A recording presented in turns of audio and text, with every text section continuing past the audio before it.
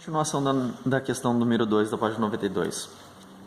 Para quais valores de x temos f de x maior que zero e menor que zero? E o segundo item, você conhece alguma forma de representar essa função de maneira que possa estudá-la melhor? Então, essas são as questões. Então, vamos lá.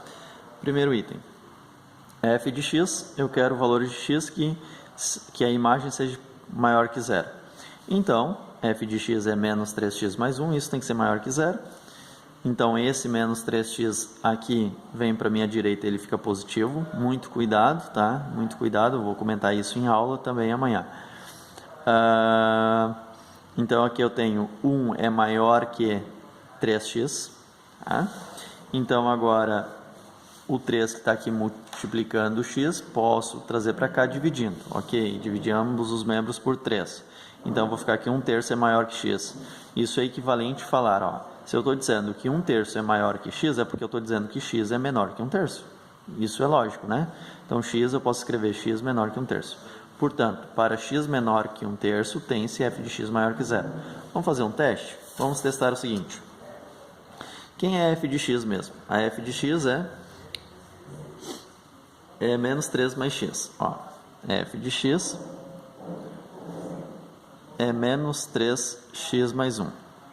Eu estou dizendo que para x menor que 1/3, essa função é positiva.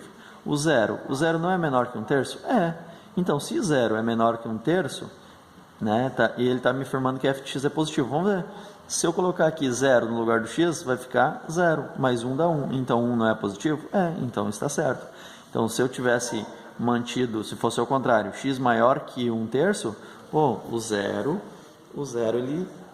ele faz com que a função seja positiva.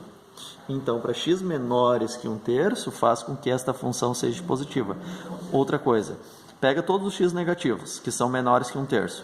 Negativo com negativo não dá positivo? Dá. Com mais 1, não vai deixar positivo. Então, perceba que a gente acha uma solução e dá para pensar sobre essa solução. Isso que é importante que a gente faça. Ache uma solução e pense sobre ela. X igual a 2. 2 não é menor que 1/3. Se eu botar 2 aqui, menos 3 vezes 2 dá menos 6, com mais 1 dá menos 5. Menos 5 é negativo.